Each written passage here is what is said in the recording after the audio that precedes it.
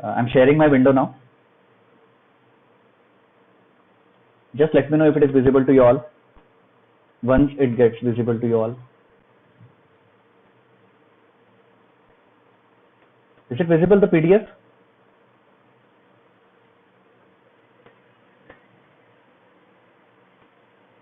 Yes, sir. Okay.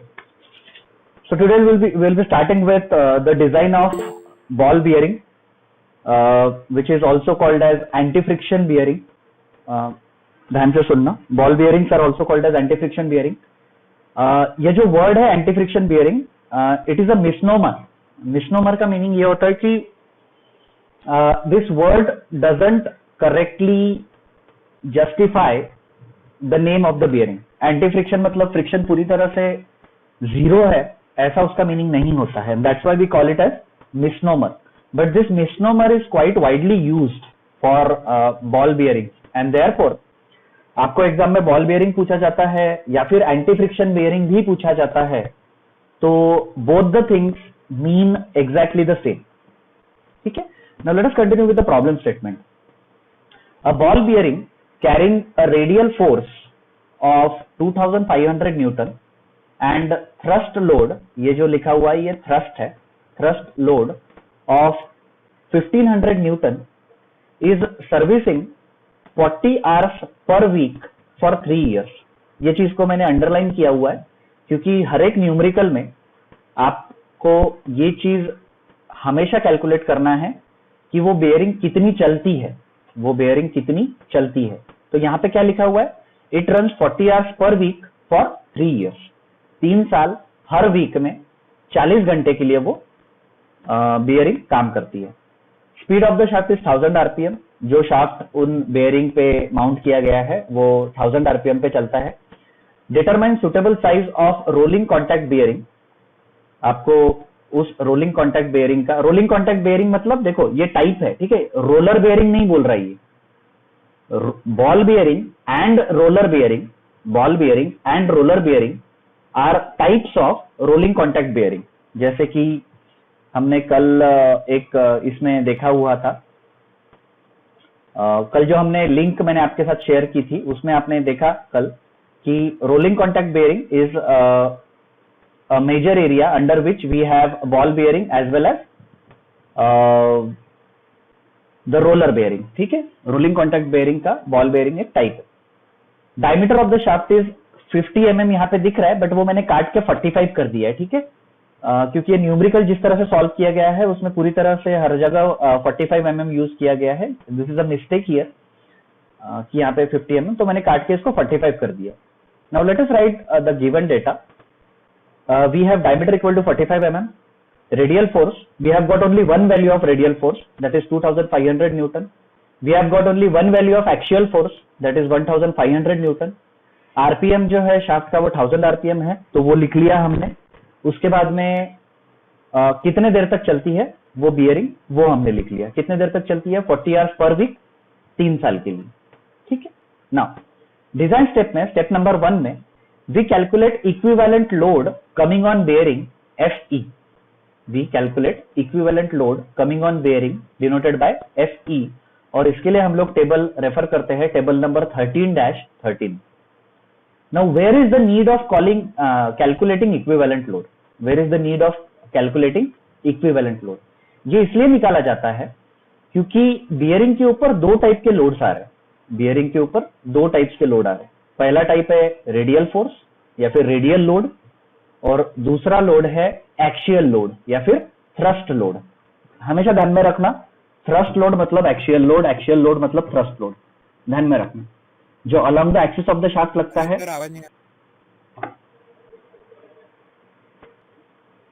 So let me present my screen once again. All right, just let me know if it is visible to you all. Yes, sir. Okay. Visible, sir. Okay, thank you. So the first step that we will be following is calculation of equivalent load on bearing. Now, why do we need to calculate this equivalent load? The reason is we are dealing with 2 types of loads here. One is radial load and the other is thrust load.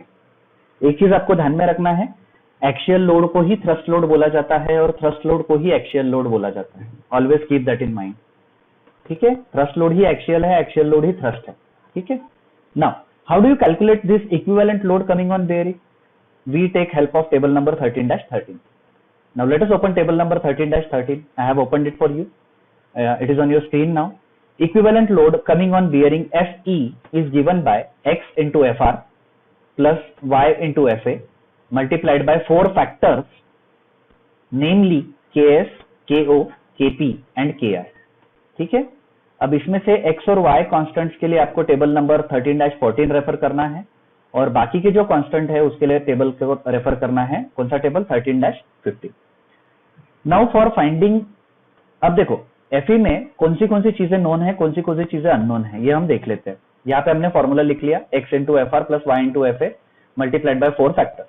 Now Fr की value अपने पास available है, yes, small are या फिर capital R both mean the same thing.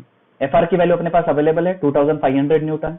Fa की value अपने पास available है 1500 Newton. हम लोगों ने न्यूमेरिकल से पिकअप किए ये values.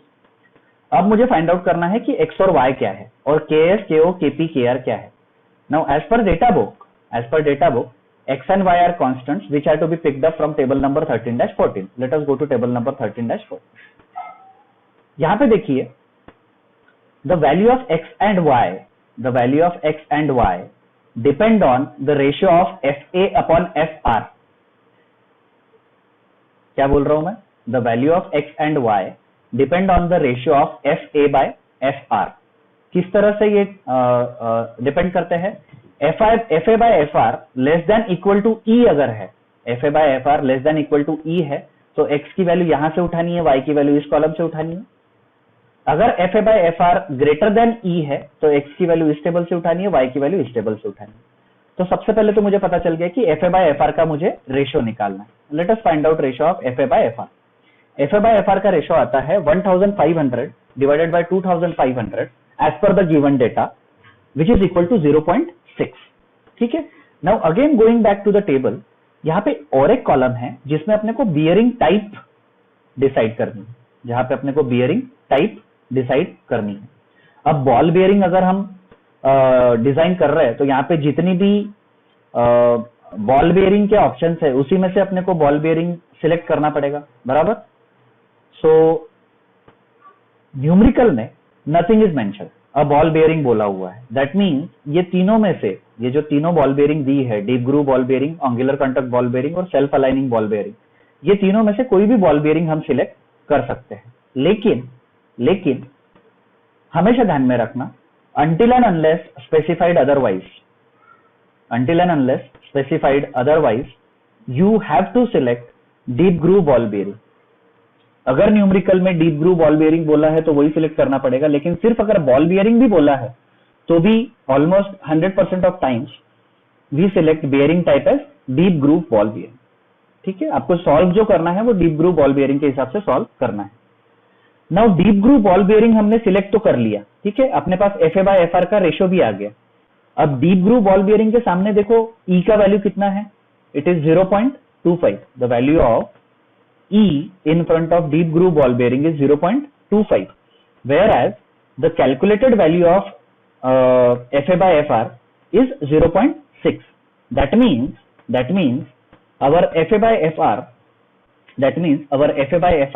is greater than the value of E. Why? Because Fa by Fr अपना calculation 0.6 आया, whereas E की value 0.25 है।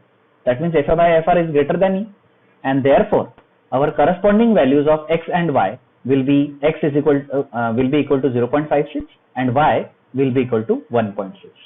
तो यही वैल्यूज हमने यहाँ पे लिख ली है। क्या मिली अपने को? X 0.56 मिली इस टेबल के हिसाब से और Y इस टेबल के हिसाब से हमको यहाँ पे देखिए 1.6 है तो Y अपने को मिल गया 1.6। और इस तरह से हमने X और Y की वैल्यूज कैलकुलेट की है। किस तरह से? सबसे पहले तो हमको Fa by Fr का रेशियो निकालना है, उसके बाद में अगर कुछ न्यूमेरिकल में मेंशन नहीं है तो deep groove ball bearing assume करना है। डीप ग्रूव बॉल बियरिंग के सामने E की वैल्यू कितनी है वो देखनी है और Fa by Fr की वैल्यू उसके साथ कंपेयर करनी है। If it is less than तो X और Y की वैल्यू अलग आएगी, if it is greater than तो X और Y की वैल्यू अलग आएगी as per table number 13-14। Now next, if you see the formula, you also have to take care of these unknowns or factors. ठीक है? This factor Ks stands for service factor. Always keep that in mind. Ks stands for service factor. Ko stands for oscillation factor. Kp stands for preloading factor, whereas Kr stands for rotational factor. आप बोलोगे याद करने की जरूरत है क्या? याद करने की जरूरत नहीं है, क्योंकि यहाँ पे दिया हुआ है टेबल नंबर 13-15 में. ठीक. Now let us find out. अब ये KO, KP, KR, KS ये चारों निकालने हैं अपने को. आपने देखा यहाँ पे KO, KP, KR, KS ये चारों फैक्टर निकालने हैं, तो टेबल नंबर 13-5 में से हम लोग पिकअप करेंगे. अब आप बोलोगे कि कौन से KO के लिए 3 कंडीशन दी है, तो वो 3 कंडीशन में से कौन सी कंडीशन हमको एज्यूम करनी है? तो अगर न्यूमेरिकल में कुछ भी मेंशन नहीं है, न्यूमेरिकल में उस कंडीशन के रिलेटेड कुछ भी मेंशन नहीं है, तो हम लोग हमेशा फर्स्ट ऑप्शन सिलेक्ट करते हैं. हम लोग हमेशा फर्स्ट ऑप्शन सिलेक्ट करते हैं. ठीक है. नाउ लेट अस से ऑसिलेशन फैक्टर. अब ऑसिलेशंस के बारे में न्यूमेरिकल स्टेटमेंट में कुछ है क्या? There is nothing about oscillations in the numerical statement. Therefore we will go for first option, और अपने को यहां से मिलता है कि KO का फर्स्ट फैक्टर के हिसाब से जो वैल्यू मिलता है वो मिलता है 1. ठीक है. So KO is equal to 1. Oscillation factor KO is equal to 1. Preloading factor. इस न्यूमेरिकल में कहीं पे भी ऐसा बोला है कि ये बियरिंग्स प्रीलोडेड है करके?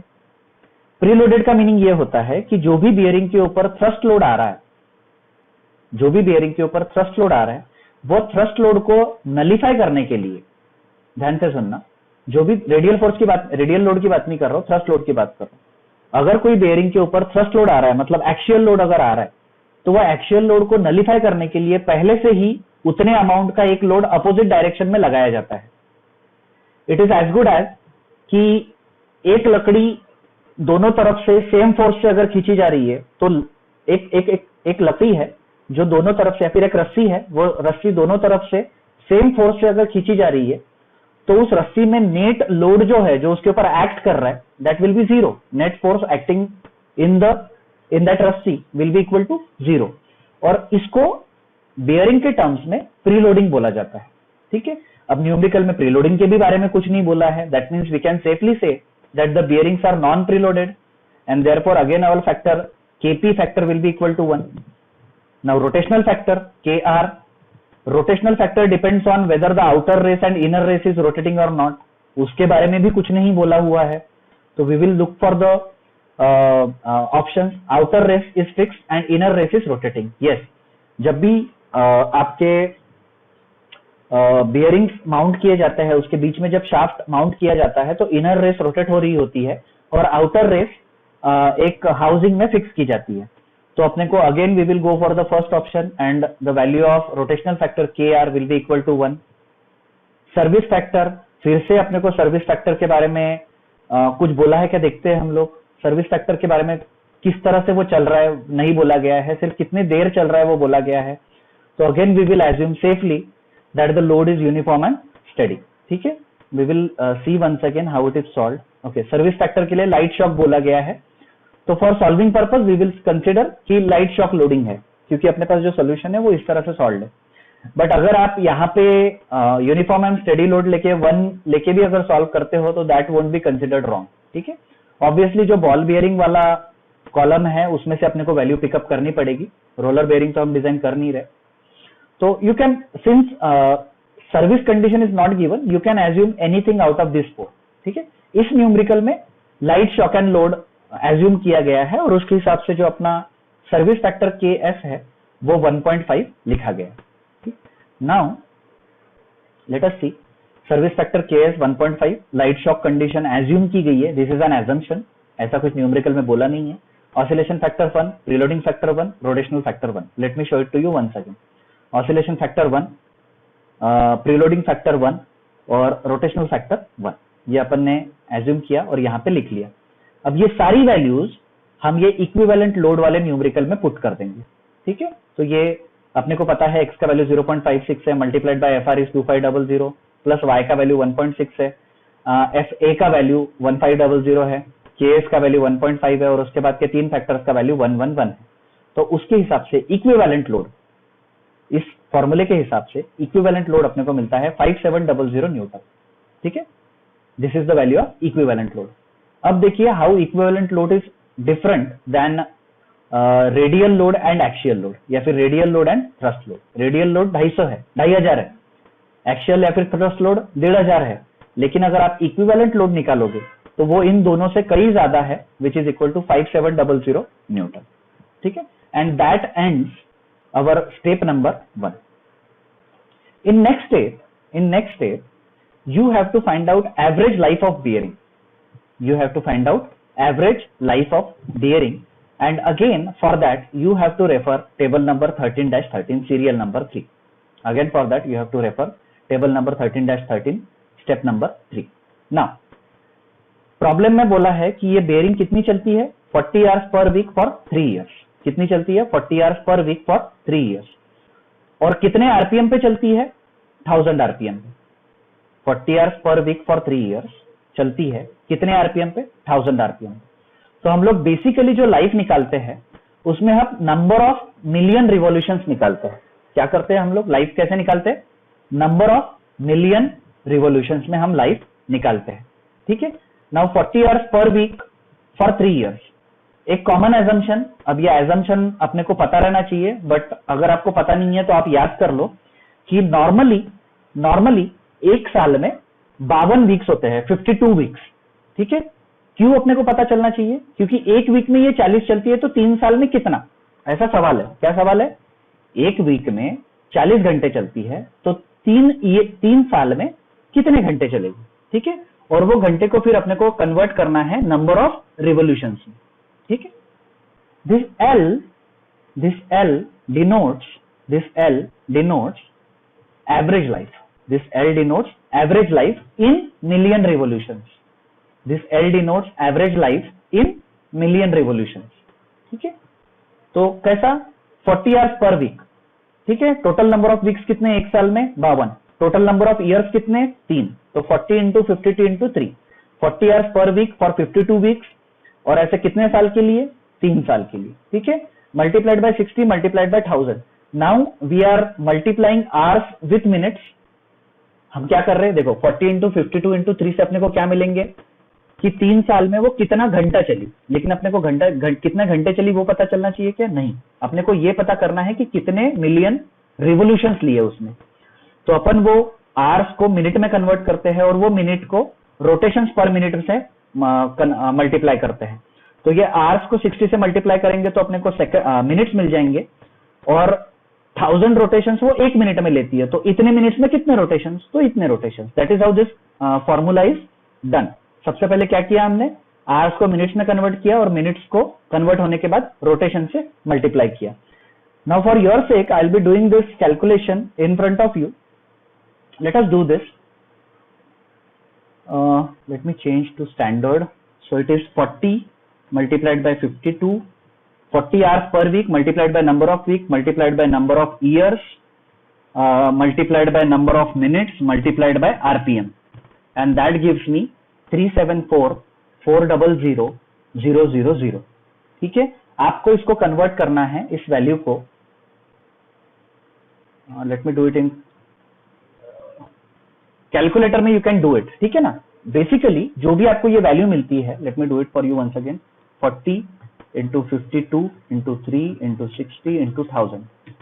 आपको जो भी वैल्यू मिलती है, ये अपने केस में ये जो भी वैल्यू मिल रही है, इसको अपने को बेसिकली 10 to the power 6 के फैक्टर में कन्वर्ट करना है। क्या करना है अपने को, 10 to the power 6 के फैक्टर में कन्वर्ट करना है। तो अगर 10 to the power 6 के फैक्टर में अगर कन्वर्ट करना है तो अपने को मिलता है 374.4 into 10 to the power 6, 374.4 into 10 to the power 6 revolutions.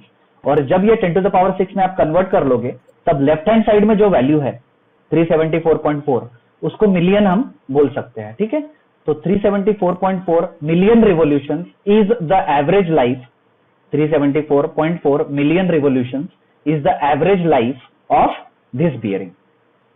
ठीक है, ये फॉर्मूला कैसे डिराइव हुआ ये, हाँ बोलो। ऑलराइट, हाँ बोलिए।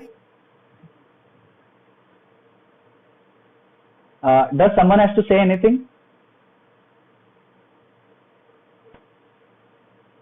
All right, let us continue with our topic. So हाँ, तो ये फॉर्मूला कैसे लिखा ये इसके नीचे अपन ने एक्सप्लेन किया हुआ है. Number of hours multiplied by number of weeks in a year multiplied by number of years multiplied by minutes in 1 hour multiplied by RPM should give you this many number of million revolutions as average life of the bearing. Now let us go to table number 13-13 and see what we get on serial number 3. तो table number 13-13 अगर अपन open करते हैं, serial number 3 अगर देखते हैं, तो there is a relationship between average life L, there is a relationship between average life L और L का यूनिट देखो क्या है, मिलियन रिवोल्यूशंस. क्या है एल का unit? Million revolutions. And that is the reason you have to convert this value in million revolutions. ध्यान में रखना, ठीक है. मिलियन रिवोल्यूशन में कैसे कन्वर्ट करेंगे?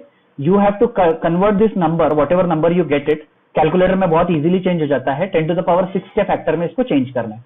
10 to the power 6 के फैक्टर में चेंज करने के बाद जो आपको लेफ्ट हैंड साइड में वैल्यू मिलेगी वो मिलियन वाली वैल्यू रहेगी, ठीक है. उसके बाद में अपने को एक रिलेशनशिप मिलता है. It is the relationship between average life of bearing and some other factors. Let us see what are this factors. C stands for dynamic load capacity, ठीक है, इन न्यूटन. N जो है small n, it is equal to 3 for ball bearing and it is equal to 10/3 for roller bearing. अपने को ball bearing से मतलब है, तो हम लोग n इज इक्वल टू 3 अपने को मिल गया. And KRET stands for reliability factor which has to be chosen from table number 13-15, ठीक है. K क्या है? रिलायबिलिटी फैक्टर है which has to be chosen from table number 13-15.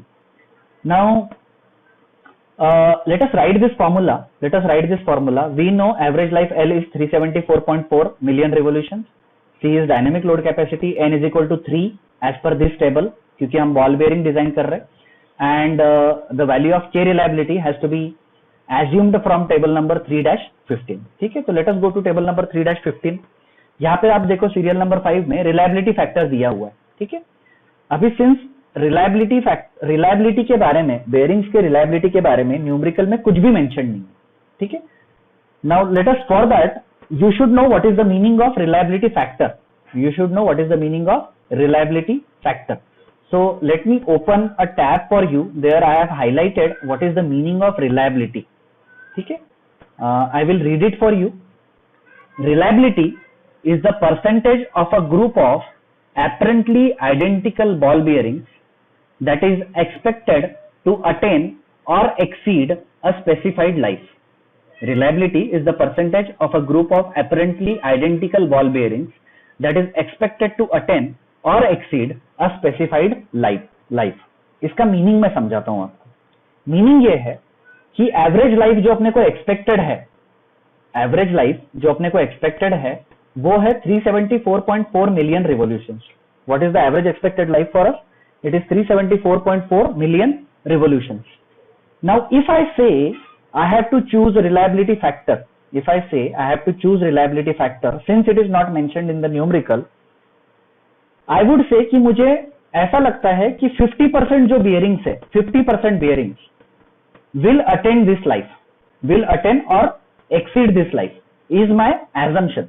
ठीक है, तो ये assumption अगर मैं बोलता हूं कि 80% bearings will attain or exceed the life that we calculated, तो मेरा रिलायबिलिटी फैक्टर कितना हो जाएगा? 80% के करस्पॉन्डिंग 2.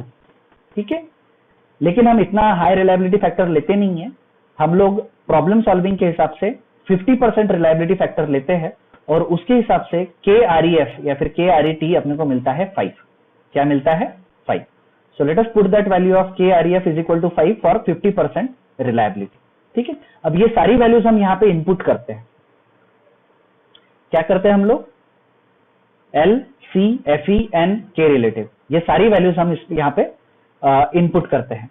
आपको एक चीज ध्यान में देना है, एक चीज आपको ध्यान में रखना है कि ये जो बीच वाला फैक्टर है, कौन सा फैक्टर?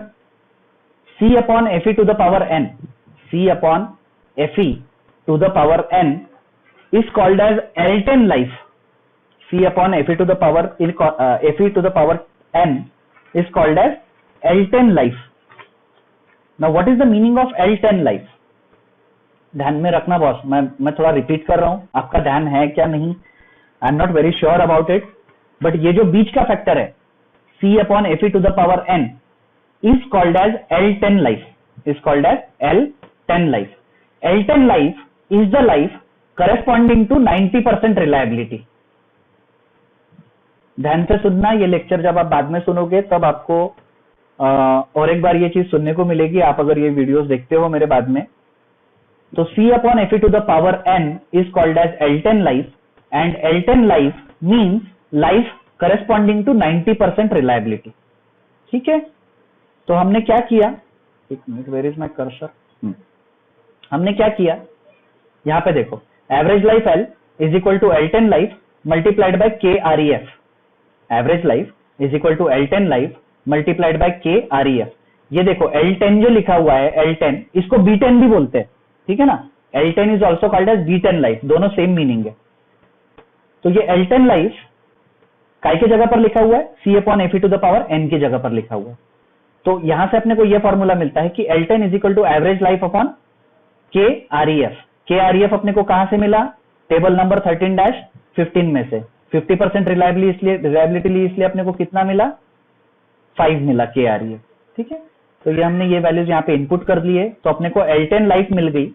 अच्छा, एवरेज लाइफ देखो, एवरेज लाइफ 374.4 इन्होंने इनपुट की है यहाँ पे अपन ने, इंटू 10 to the power 6 लिखा है क्या, नहीं, इसलिए मैं बार बार बोल रहा हूं कि average life in million revolution, that does not mean कि आप 374.4 इंटू 10 to the power 6 लिखोगे यहाँ पे, नहीं, यहाँ पे सिर्फ आप 374.4 ही लिखोगे। ठीक है, divided by KREF, that is our reliability factor, that gives us L10 life of 74.88। ठीक है, ये 74.88 है, एक बार कैलकुलेट कर लेते हैं, 374.4 divided by 5 should give us 74.88 as L10 life, 74.88 as L10 life. ठीक है, now we know this L10 is equal to C/Fe to the power n, we know this L10 is equal to C/Fe to the power n। तो L10 is equal to C/Fe to the power n अगर हम रखते हैं तो वहां से अपने को C की वैल्यू फाइंड आउट की जा सकती है, क्योंकि अपने पास Fe की वैल्यू तो ऑलरेडी है, Fe की वैल्यू हमने स्टेप नंबर 1 में निकाल ली है, 5700 न्यूटन। तो हम लोग क्या करते हैं, L10 जो है C/Fe to the power n के साथ हम लोग इक्वेट करते हैं, तो C/Fe to the power n मतलब n अपना 3 है, तो अगर मैं लेफ्ट हैंड साइड में L10 रखता हूं तो ये 1/3 हो जाएगा, तो अपने को मिलता है C is equal to L10 to the power 1/3 multiplied by Fe। ठीक है, तो अपने को 74.88 to the power 1/3 multiplied by 5700 हम जब करते हैं तब हमने को C का वैल्यू मिलता है 24025, एंड दिस C क्या बोलते हैं इसको, dynamic load capacity. C is called as dynamic load capacity in Newton, C is called as dynamic load capacity in Newton, या फिर इसको डायनामिक लोड कैरिंग कैपेसिटी भी बोला जाता है, डायनामिक लोड कैरिंग कैपेसिटी भी मिल जाता है, बोला जाता है। Now what is the meaning of this dynamic load carrying capacity? Why do we need it? Numerical में क्या पूछा हुआ है, determine suitable size of rolling contact bearing. हमेशा ध्यान में रखना, we do not design ball bearing. थोड़ा सा आपको सुनने के लिए अटपटा लग रहा होगा, but we never design ball bearing, we select ball bearing. I will repeat once again, we do not design ball bearing, we select ball bearing depending on the value of C। कैसे select करते हैं, depending on the value of C and shaft diameter. कैसे select करते हैं, depending on the value of C and shaft diameter. Now for step number 3 let us move to table number 13-20। क्या लिखा है फिलहाल ध्यान मत दीजिए, let us move to table number 13-20। ठीक है, now let me take you to table number 13-20। हाँ देखिए, थोड़ा सा ध्यान से सुनना, इस पे हम थोड़ा ज्यादा टाइम इन्वेस्ट करेंगे। ऑलराइट, नाउ 13-20 बोला है क्या, just a minute, 13-20 and 13-21, sorry, not only 13-20, 13-20 and 13-21, that is what I thought. Now table number 13-21 में क्या मिल रहा है, देखो आपको टेबल नंबर 13-21 में क्या मिल रहा है आपको, कि अपने को डायनामिक कैपेसिटी और बॉल बियरिंग का शुरुआत का कोड, ये अपने को 13-21 में पता चलता है। Now ball bearing number, this ball bearing number, जो बियरिंग नंबर स्टेप नंबर 3 में हमको कैलकुलेट करना है, इट कंसिस्ट ऑफ 4 डिजिट्स, और वो 4 डिजिट्स अपने को फाइंड आउट करने हैं। Bearing number consist of 4 digits, और वो 4 डिजिट्स अपने को फाइंड आउट करने हैं। शुरुआत के जो 2 डिजिट्स है, शुरुआत के जो 2 डिजिट्स है, those 2 digits depend on the value of C. ध्यान से सुनना, शुरुआत के जो 2 डिजिट्स है, वो 2 digits depend on the value of dynamic load carrying capacity, whereas आखिरी के जो 2 यूनिट्स है, आखिरी के जो 2 यूनिट्स है, those 2 units depend on the value of shaft diameter. ठीक है, तो शाफ्ट डायमीटर का वैल्यू अपने को 13-20 से निकालना है, और सी के जो शुरुआत के 2 सीरीज, जिसको बोला जाता है series numbers, that has to be selected from table number 13-21। So let us move to table number 13-21 now. ये जो वैल्यूज दी हुई है सीरीज में, अपना बियरिंग कौन सा है, डीप ग्रूव बॉल बियरिंग है, तो हम लोग ये टेबल देखेंगे। ठीक है, हम लोग ये टेबल देखेंगे। नाउ सेकेंडली, अपने को ये अपने ऊपर रहता है कि अपने को कौन सी सीरीज का बियरिंग सिलेक्ट करना, ये अपने ऊपर है। लेकिन सबसे पहले हम लोग देखते हैं कि अपने पास बोर कौन सा अवेलेबल है। Now what is the bore diameter, that means what is the diameter of the shaft, it is 45 mm, जो कट करके अपन ने लिखा हुआ है ना, it is 45 mm। Now let us find 45 mm कहां पे है, बोर यहां पे दिख रहा है, बराबर है, सीरियल नंबर 9 के सामने। अब ये लाइन में अपने को सी की वैल्यू फाइंड आउट करनी है। 45 के सामने में अपने को सी की वैल्यू फाइंड आउट करनी है। Now what is our value of C, it is 24025। What is the value of C, 24025। आप देखोगे तो 16,300 is smaller than 24,000 something, but 25,500 is greater than 24,000 something. तो हम लोग ये वाला सीरीज सिलेक्ट करेंगे, और ये वाला सीरीज जो मेरा कर्सर है 25,500, ये काय के करस्पॉन्डिंग है, 02 के करस्पॉन्डिंग, बराबर है। दैट मीन्स बियरिंग के शुरुआत के 2 नंबर 02 रहेंगे, और आखिरी के 2 नंबर 09 रहेंगे। 09 कहां से आया, ये बोर से आया। देखो बोर डायमीटर अपना कितना है, 45। 45 के सामने क्या नंबर लिखा हुआ है, 09। दैट मीन्स ये तो तय हो गया कि बियरिंग के आखिरी के 2 नंबर 09 रहेंगे। शुरुआत के 2 नंबर देखने के लिए अपने को 45 डायमीटर के आगे में सी की वैल्यू ढूंढनी पड़ती है। सी की वैल्यू अपने 24,000 समथिंग है, whereas available value is 25,500। That means the value, the starting 2 number और द सीरीज विल बी 02, और वहां से अपने को पता चलता है कि अपना बियरिंग नंबर जो है वो 0209 ऐसा रहे। ठीक है, जो वैल्यू ऑफ सी है उसके जितना या फिर उससे बड़ा नंबर ढूंढना है। ये वाले टेबल में 13-21 में उसके जितना या फिर उससे बड़ा, लेकिन वो काय के सामने ढूंढोगे आप, सबसे पहले आप डायमीटर के साथ उसको पहले डायमीटर आप फाइनलाइज करोगे। डायमीटर दिया रहता है, डायमीटर फाइनलाइज करने के बाद वो लाइन में आप ढूंढोगे। सपोज अपना सी का वैल्यू 28,000 आया रहता, सपोज अपना सी का वैल्यू 28,000 आया रहता, तो 02 सीरीज से काम अपना नहीं चला रहता, अपने को उसके लिए 03 सीरीज में जाना पड़ा रहता। उस केस में अपना नंबर रहता था 0309। बट सिंस अपना सी का value, dynamic load carrying capacity का वैल्यू 24,000 समथिंग है, which is less than 25,500, and therefore 02 series of ball bearing will suffice our purpose, बराबर। And therefore our number will be 02 series, and final 2 numbers will be corresponding to shaft diameter, that is 09. Alright, so इसके हिसाब से अपने को number मिला 0209, जिसका outside diameter आपको यहाँ इस टेबल से मिल जाएगा। कहाँ से मिलेगा, 45 आउटसाइड डायमीटर, ये देखिए यहाँ पे 19 सीरीज वगैरह। आप you don't have to worry about this outside diameter thing, but always keep it in mind that the number has to be calculated 0209, or dimensions of the bearings. Let us try to find in table number 13-21 अपने को मिलता है क्या, तो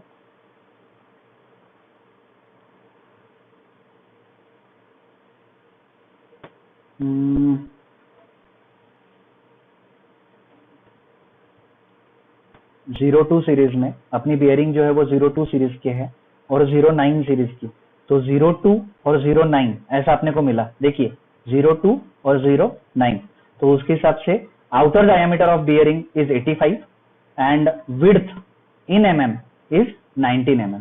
width in mm is 19 mm। तो ये table में देखो, अगर आपका बियरिंग नंबर 0209 है तो आपने 02 सीरीज देखी, उसमें 09 के साथ आपने मैच कराया, 02 आपने सीरीज ढूंढा, 09 के साथ आपने मैच कराया, तो आपका आउटर डायमीटर 85 मिला और विड्थ जो है वो 19 mm मिली। तो ये वैल्यूज हमने लिख ली और अपना न्यूमेरिकल यहाँ पे खत्म हो गया। ठीक है, now this is the most basic numerical that can not be asked in the exam. ठीक है, so what I will do is I will stop sharing my screen for a while and I will try to ask if you have any doubts. So we will have a 5-minute session for clearing your doubts in the numerical that we just took. ठीक है, 12:48. All right, just let me know if the screen is visible. Yes, sir. Okay. So now we'll be starting with actual numericals that are asked in the exam. Shaft diameter नहीं दिया तो assume कर सकते क्या? नहीं। Shaft diameter अगर नहीं दिया हुआ है तो आपको कुछ तरीका दिया रहेगा जिससे आप शाफ्ट डायमीटर फाइंड आउट कर सको। ठीक है, जैसे आपने इसके पहले एएसएमई कोड वगैरह एज्यूम करके शाफ्ट डायमीटर फाइंड आउट किया है ना, maximum shear stress theory apply करके शाफ्ट डायमीटर फाइंड आउट किया है, तो आपको शाफ्ट डायमीटर कैलकुलेट करना पड़ेगा उस केस में। ठीक है, you can not assume, let me repeat, you can not assume shaft diameter. RPM fine, you can, अगर नहीं दिया है तो, because there is no way to calculate it, पर you can not assume shaft diameter. Shaft diameter you have to calculate. Shaft diameter का calculation के values फिर आपको रिलेटेड वैल्यूज न्यूमेरिकल में डेफिनेटली दी रहेगी और उससे आपको कैलकुलेट करना पड़ेगा। Anyway, let us start with the next numerical. I am not sure if we will be in a position to complete this in the time, but these are the types which are actually asked in the exam. ठीक है, इसके पहले हमने जो लिया, it was more of introductory question. The last question we took was more of introductory question. Why it was introductory question?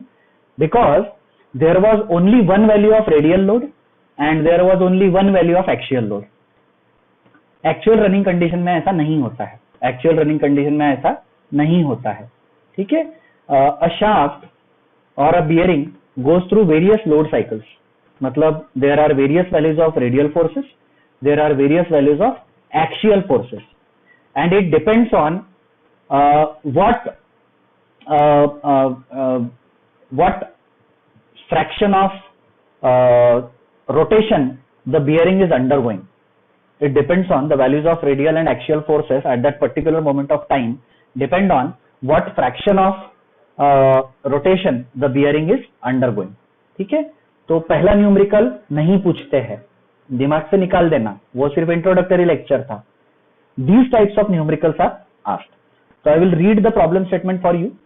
A shaft of 45 mm diameter. That means, क्या मैं ऐसा बोल सकता हूं कि इस बियरिंग के आखिरी के 2 डिजिट्स में फाइनल कर चुका? डेफिनेटली बोल सकता हूं। क्यों? Because of as per table number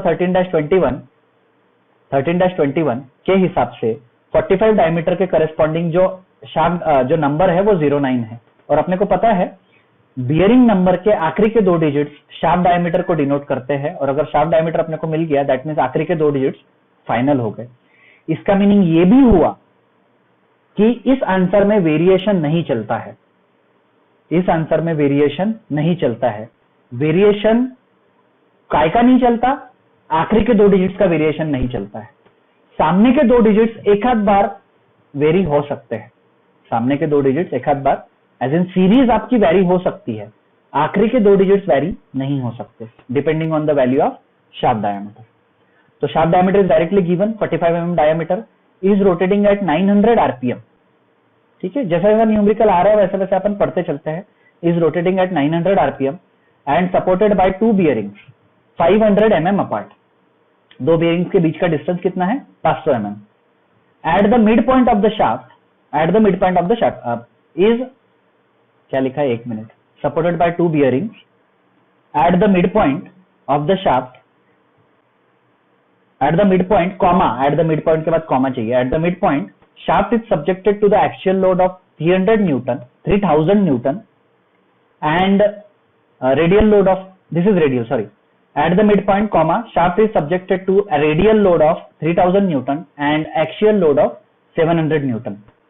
Let us not have any ambiguity. I will read it once again. A shaft of 45 mm diameter is rotating at 900 rpm. एक shaft 900 rpm से घूम रहा है and is supported by two bearings which are 500 mm apart.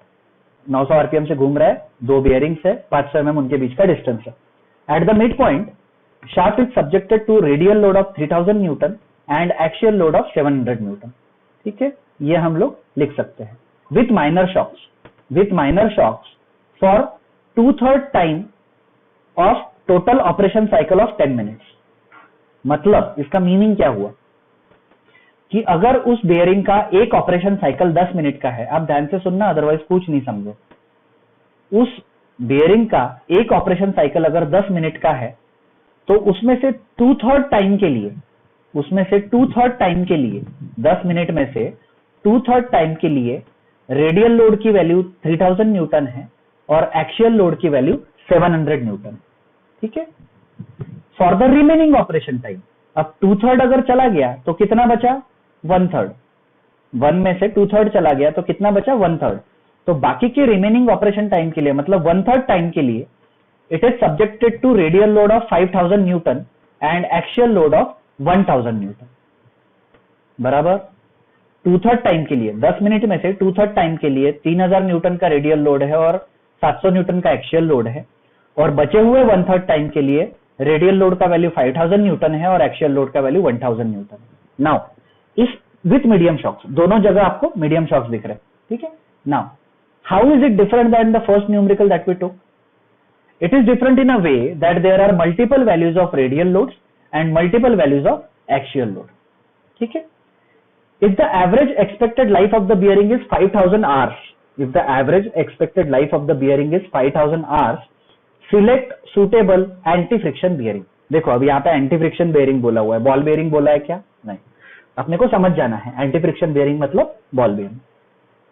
If the average expected life of the bearing is 5000 hours, हमने first numerical में क्या देखा? First numerical में हमने ये देखा कि अपने को लाइफ आवर्स में चाहिए क्या? एवरेज लाइफ आवर्स में चाहिए क्या? नहीं, अपने को लाइफ चाहिए मिलियन रिवॉल्यूशंस में. काय में चाहिए? मिलियन रिवॉल्यूशंस में. तो फिलहाल गिवन डेटा में हम लोग ये लिख लेंगे, बट अपने को ध्यान में रखना है that you have to convert this life from hours to million revolutions. Alright. Now let us see what is the given data that we have to write. तो जो गिवन डेटा है वो हम लोग कुछ इस तरह से लिखते हैं. ठीक है, कुछ इस तरह से हम लोग लिखते हैं कि 2/3 टाइम के लिए रेडियल लोड 3000 न्यूटन था, एक्सियल लोड 700 न्यूटन था और type of load minor shock था. हम लोग देख लेते हैं एक बार प्रॉब्लम स्टेटमेंट में. ये देखिए माइनर शॉक था. ठीक है. उसके बाद में नेक्स्ट 1/3, नेक्स्ट जो रिमेनिंग था, 2/3 चला गया तो 1/3 बचा, दोनों को मिला के 1 बनना चाहिए. 2/3 प्लस 1/3 इज इक्वल टू 1. तो 2/3 बोला और रिमेनिंग बोला तो 1 माइनस 2/3 विल गिव यू 1/3. ठीक है.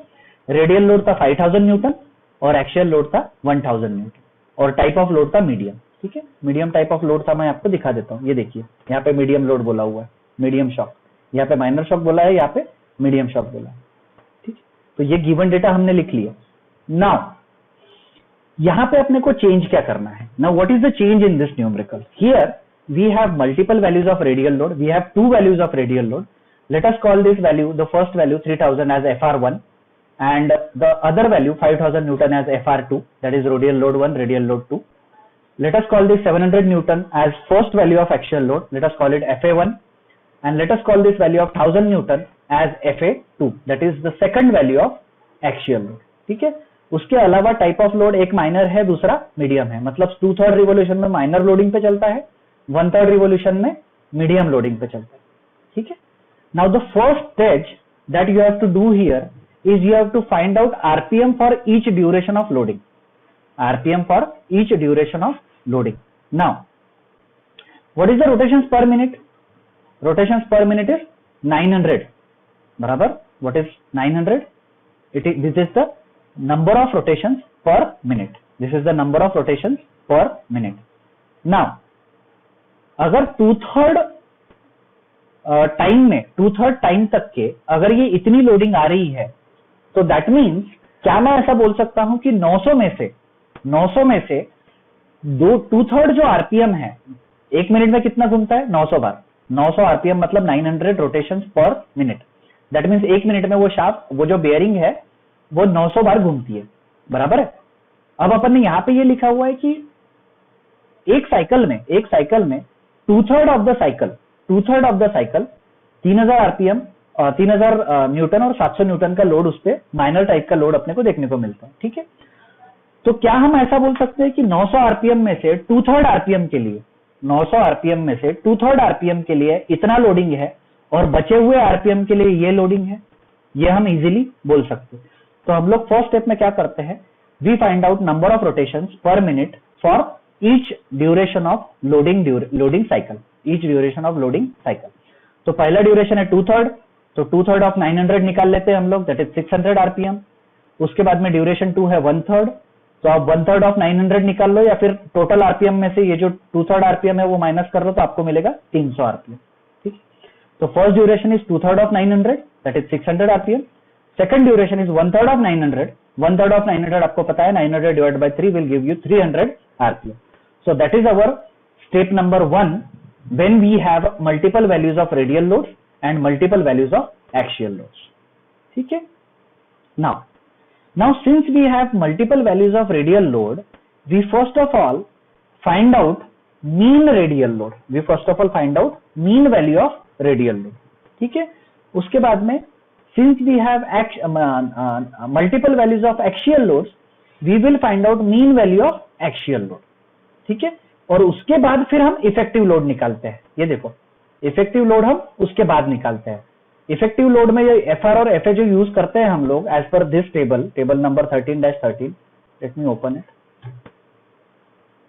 ये फॉर्मूला हमने देखा हुआ है 13-13 में, एफआर एफए। यहाँ पे एफआर एफए एक ही वैल्यूज है, whereas we have multiple values of FR and FA. तो अपने को कौन सी वैल्यूज निकालनी पड़ेगी? Mean values. क्यों? क्योंकि एफई निकालने के लिए हम एक ही एफआर की वैल्यू रख सकते हैं और एक ही एफए की वैल्यू रख सकते हैं। तो we find out mean value of radial load and mean value of axial load. How do we find it? We make use of table number 13-13 and table number 13-15। Let us see table number 13-13 और table number 13-15 में क्या है। ये देखिए, mean load अगर निकालना है तो कुछ इस तरह से फॉर्मूला हमको यूज करना है। मीन लोड अगर हमको निकालना है तो कुछ इस तरह से फॉर्मूला हमको यूज करना है। और 13-15 में क्या मिलता है अपने को? 13-15 में से हम लोग फैक्टर्स रेफर करते हैं, but main formula for finding out mean load is this. How to use this formula? Now FRM, what is the meaning of FRM? It is mean radial load, ठीक है। Now how do we do it? यहां पे हम लोग सबसे पहले तो radial load, first radial load की वैल्यू लिखते हैं। ये देखिए यहाँ पे फर्स्ट रेडियल लोड की वैल्यू कितनी है? 3000। सेकंड रेडियल लोड की वैल्यू है 5000। तो आप देखो यहाँ पे फर्स्ट रेडियल लोड की वैल्यू हमने रख लिया, उसको टू द पावर क्यूब कर दिया, ठीक है। उसके बाद में अपने को सर्विस फैक्टर लिखना है। यहाँ पे देखो सर्विस फैक्टर लिखना है। अब सर्विस फैक्टर क्यों लिखना है? क्योंकि सर्विस कंडीशन गिवन है। सर्विस फैक्टर क्यों लिखना है? क्योंकि सर्विस कंडीशन गिवन है। अगर सर्विस कंडीशन नहीं दी रहती है, ये फॉर्मूला में एज इट इज, ये जो फॉर्मूला टेबल नंबर 13-13 में जो लिखा हुआ है उसमें आप ऊपर में देखो, फर्स्ट फॉर्मूला ऊपर जो लिखा हुआ है it is in terms of time, और जो नीचे वाला फॉर्मूला है it is in terms of RPM. You have to use formula in terms of RPM, always keep that in mind, ठीक है। नंबर ऑफ रिवोल्यूशन के हिसाब वाला जो फॉर्मूला है वो अपने को यूज करना है, ठीक है। Now F1 cube multiplied by N1 लिखा हुआ है। अपना फॉर्मूला भी जो हमने लिया हुआ है वो F1 cube multiplied by N1 है। ओनली थिंग इज यहाँ पे सर्विस कंडीशन देने के कारण, यहाँ पे टाइप ऑफ लोड बोला हुआ है ना, उसके कारण अपने को वो फैक्टर ध्यान देना पड़ेगा, ठीक है। Now this F1 is actually FR1 which is equal to 3000 RPM, ठीक है, and it is occurring with minor load. तो 13-15 में देखो, 13-15 में माइनर लोड के लिए ये देखो, माइनर मतलब लाइट शॉक, तो कितना फैक्टर है? 1.5। और मॉडरेट के लिए कितना है? 2। तो ये दो फैक्टर KS1 एंड KS2 आपको ध्यान में रखना। तो F1 क्यूब इंटू N1 के बीच में KS1 आया। क्यों आया? Because we are dealing with type of loading, अगर ये टाइप ऑफ लोडिंग न्यूमेरिकल में नहीं दी रहती तो ये फैक्टर अपने को कंसिडर नहीं करना था. Always keep that in mind. This factor will only be considered if it is mentioned in the numerical, otherwise we will keep this value of service factor as equal to 1. तो ये यहाँ पे है कि नहीं है, इट विल नॉट मैटर. ठीक है, तो F1 मतलब FR1 which is equal to 3000 RPM to the power 3. KS is 1.5 as per table number 13-15. ये देखो 1.5, तो अपन ने 1.5 ले लिया to the power cube. N1 अपना कितना है, ड्यूरेशन 1 के करस्पॉन्डिंग 600 RPM, तो 600 RPM लिख दिया. FR2 इज अवर 5000 RPM, तो 5000 क्यूब लिख दिया. KS2 is as per medium shock loading, that means moderate shock loading, that means the factor will be equal to moderate shock load का factor है 2, तो हमने 2 लिख दिया यहाँ पे. 2 लिख के उसका क्यूब कर दिया और N2 लिख दिया. N2 मतलब ड्यूरेशन 2 का RPM, वो हमने यहाँ पे लिख लिया. नीचे में समेशन ऑफ RPM है, summation of RPM will be equal to actual RPM that is given which is equal to 900. तो आप समेशन भी करते हो तो भी 900 मिलेगा और टू द पावर 3 है as per this table number 13-13 to the power 1/3. ठीक है, तो इस तरह से मेरे को 7331.55 न्यूटन ये वैल्यू मिलती है मीन रेडियल लोड की. क्या मिलती है, मीन रेडियल लोड की वैल्यू मेरे को यहाँ पे स्टेप नंबर 2 में मिल जाती है. Similarly by using the same formula we will find out the value of mean axial load. ठीक है, तो पहले F1 की वैल्यू है 700, आप देख सकते हो. FA1 की वैल्यू है 700, FA2 की वैल्यू है 1000. तो इस तरह से ये फॉर्मूले में हमने रख लिया. FA1 क्यूब 700 क्यूब, KS1 ऊपर वाला ही फैक्टर, RPM भी ऊपर वाला ही लेंगे. FA2 is 1000 cube, factor KS2 ऊपर का ही आएगा, जो RPM है वो भी जो ऊपर हमने लिया वही आएगा, डिवाइडेड बाय 900. तो अपने को FA mean value, that is mean value of actual load, we get it as 1509.33. now we are free to make use of mean values of radial load and axial load in the formula for effective load. We are free to make use of mean values of radial load and axial load in the formula for effective load. और effective load का formula क्या है, x into FR plus y into FA multiplied by KS KO KP KR. KS KO KP KR. Now यहाँ पे जो अपन ने लिखा वो थोड़ा सा आपने देखा होगा कि यहाँ पे KS फैक्टर नहीं लिखा है अपन. क्यों नहीं लिखा अपन ने यहाँ पे KS factor? The reason is जब हमने मीन वैल्यूज ऑफ FR और मीन वैल्यूज ऑफ FA निकाली, जब हमने मीन वैल्यूज ऑफ FR और मीन वैल्यूज ऑफ FA हमने निकाला, तभी हमने यहाँ पे KS फैक्टर कंसिडर कर लिया था, बराबर. तभी हमने यहाँ पे KS फैक्टर कंसिडर कर लिया था. इसलिए FE निकालते वक्त वो KS का फैक्टर फिर से एज्यूम करने की जरूरत नहीं है. इसलिए हमने यहाँ पे लिखा नोट में KS that is service factor is neglected as it is considered in mean radial and axial load calculation. ठीक है, it is used only when one type of loading is given.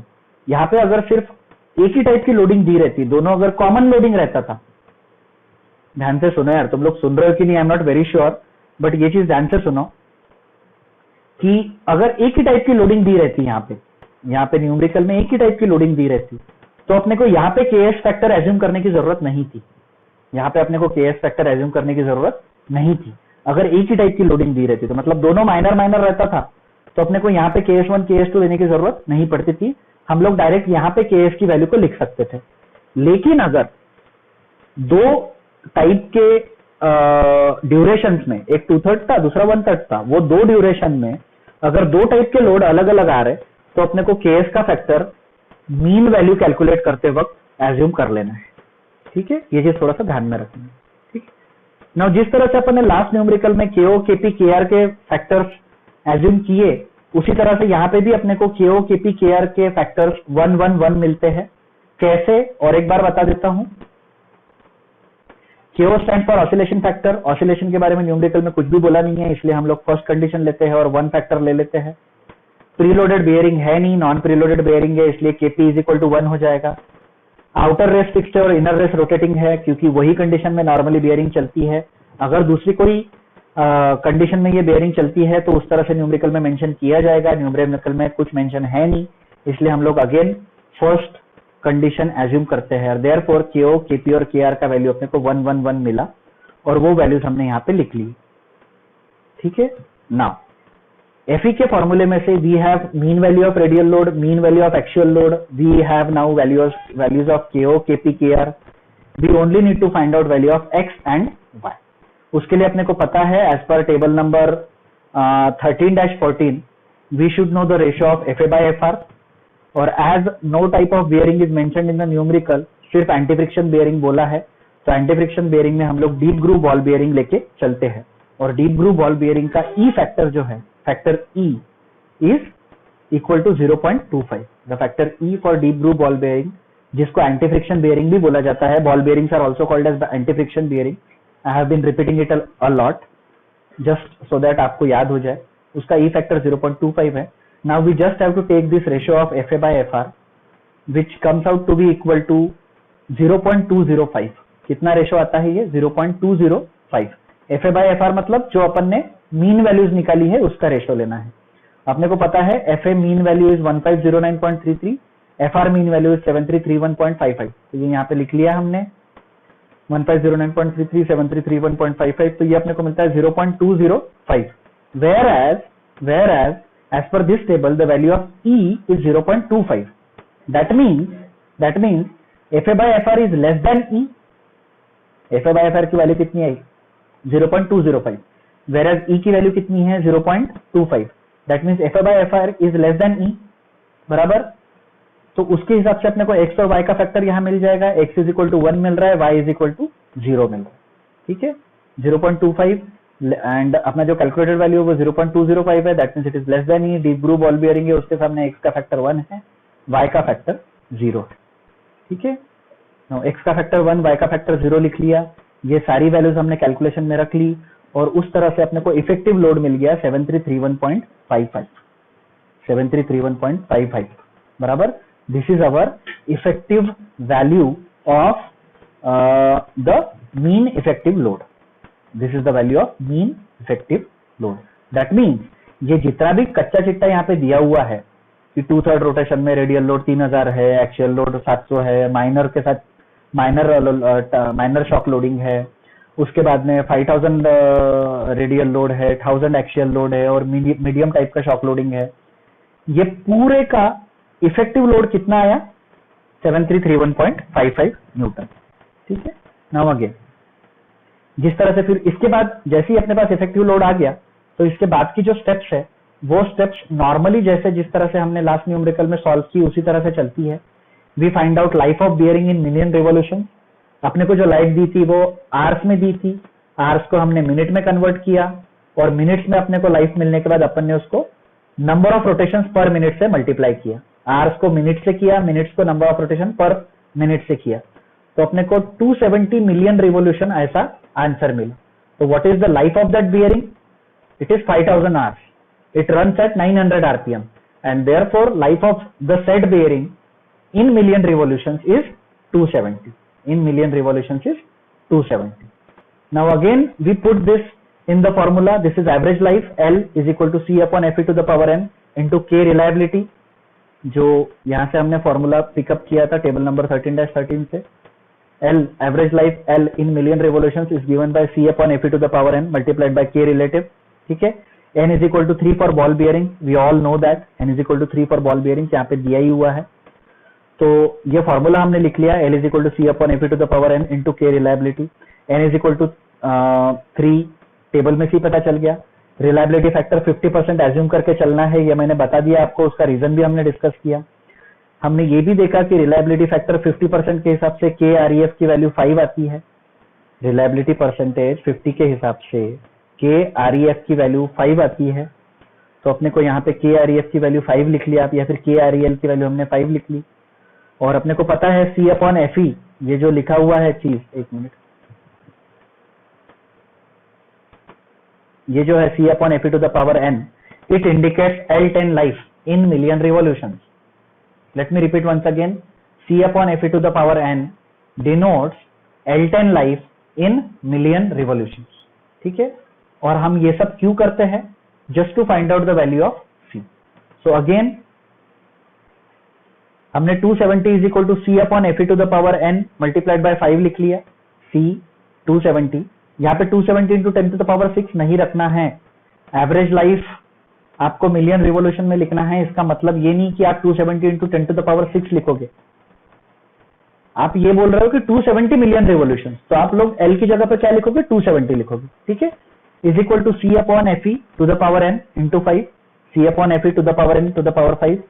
C is the only unknown and that unknown turns out to be equal to 27,711.52 newton, ठीक है। सी जो है dynamic load carrying capacity अपने को मिली 27,711, ठीक है। नाउ 27,711.52 अपने को दो चीजें चाहिए रहती है। यहाँ पे थोड़ा आंसर मुझे गलत लग रहा है। Let me check it once again. Let us check for the shaft diameter.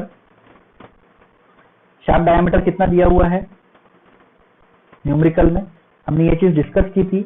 Shaft diameter of 45 mm, shaft diameter of 45 mm। So shaft diameter मिल गया अपने को, लोड कैरिंग कैपेसिटी मिल गई 27,700 समथिंग। तो लेट अस फाइंड आउट, ये मैं बंद कर देता हूं। Let us find out the bearing number as per the said value of shaft diameter and the load carrying capacity, ठीक है। नाउ सीरीज के बारे में कुछ भी बोला हुआ नहीं है, सीरीज के बारे में अपने को कुछ भी बोला हुआ नहीं है। तो ये टेबल 13-20 तो अपने काम का नहीं है। Let us move to table number 13-21। Now यहाँ पे आप देखो, बोर जो है अपना 45 mm डन है। बोर जो है 45 mm अपना बोला हुआ है ऑलरेडी, बराबर है। तो ये आप देख सकते हो, बोर 45 mm। तो शाफ्ट डायमीटर के हिसाब से 09 अपना डन हो गया। 09, ये 09 कौन से डिजिट से? लेकिन आखिरी के 2 डिजिट से। अब इसके सामने मुझे सी का वैल्यू फाइंड आउट करना है। सी का वैल्यू 25,500 से कम है क्या? नहीं, सी का वैल्यू 25,500 से ज्यादा है। वो वैल्यू अपने को 27,000 समथिंग मिला था। तो 02 की सीरीज हम लोग यूज कर सकते क्या? नहीं, हम लोगों को आगे बढ़ना पड़ेगा। अगली वैल्यू है 41,500, अगली वैल्यू है 41,500। तो सीरीज कौन सी हो गई? वो 03, और आखिरी के 2 डिजिट कौन से आ गए? 09। तो अपनी बेयरिंग का नंबर हो गया 0309। बेयरिंग का नंबर हो गया 0309। नाउ अब वो बेयरिंग के अपने को डायमेंशंस निकालने रहते हैं। तो सीरीज कौन सी है अपनी? 03। इसमें कौन सा? 09। तो उसके हिसाब से भी आप देखो, 0309 के हिसाब से कैपिटल डी का वैल्यू 100 है। आप यहाँ पे देख सकते हो, कैपिटल डी का value 0309। 09 is shaft diameter, 03 is bearing series as per dynamic load carrying capacity. उसके हिसाब से बियरिंग का outside diameter capital D 100 mm मिलता है, और विड्थ ऑफ द बियरिंग मिलती है 25 mm, एंड दैट